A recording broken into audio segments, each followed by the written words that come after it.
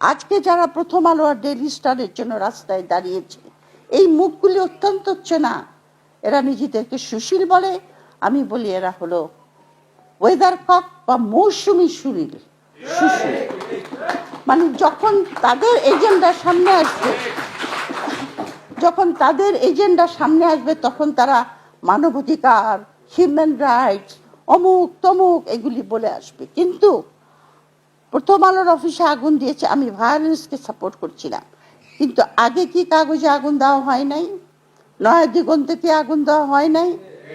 সংগ্রামের এডিটরকে দাড়ি চেপে, দাড়িতে বয়স্ক লোক, উনি তো মরেও যেতে পারতো, তাকে কি তখন এরা কোথায় ছিল? এদেরকে এই কোশ্চেন করতে হবে। এরা কিন্তু আমাদের সকল মৌসুমী সুশীলরা, কিন্তু unfortunately I may be wrong, যেটাকে আমরা বলি, হাসানুজ্জামান বলতে পারবে, তারা হলো ফিফথ কলামিস্ট বলি আমরা।